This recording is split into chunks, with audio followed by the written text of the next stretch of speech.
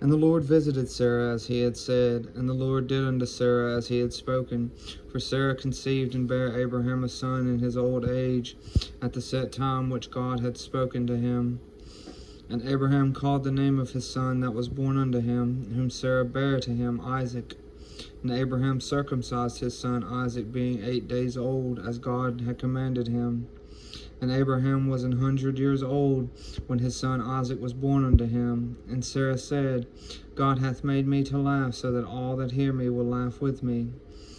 And she said, Who would have said unto Abraham that Sarah should have given children suck? For I have borne him a son in his old age.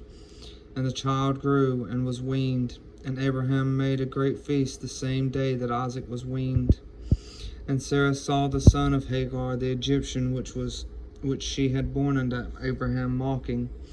Wherefore she said unto Abraham, Cast out this bondwoman and her son, for the son of this bondwoman shall not be heir with my son, even with Isaac. And the thing was very grievous in Abraham's sight because of his son. And God said unto Abraham, Let it not be grievous in thy sight because of the lad, and because of thy bondwoman. And all that Sarah hath said unto thee, hearken unto her voice, for in Isaac shall thy seed be called. And also of the son of the bondwoman will I make a nation, because he is thy seed. And Abraham rose up early in the morning, and took bread and a bottle of water, and gave it unto Hagar, putting it on her shoulder, and the child, and sent her away. And she departed, and wandered in the wilderness of Beersheba.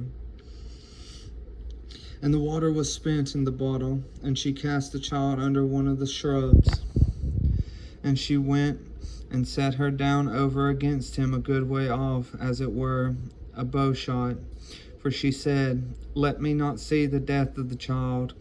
And she sat over against him, and lifted up her voice, and wept. And God heard the voice of the lad. And the angel of God called to Hagar out of heaven, and said unto her, What aileth thee, Hagar? Fear not, for God hath heard the voice of the lad where he is.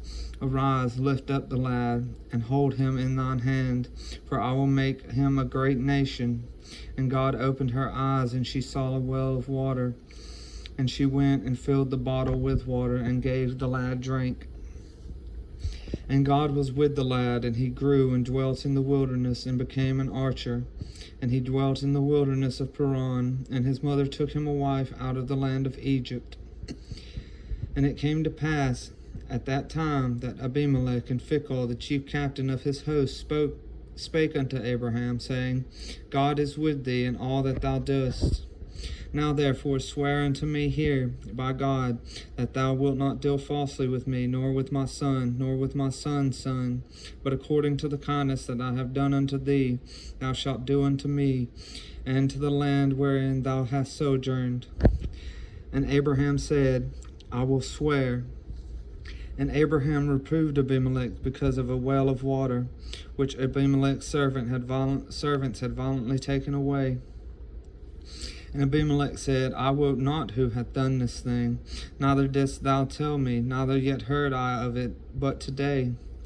And Abraham took sheep and oxen, and gave them unto Abimelech, and both of them made a covenant.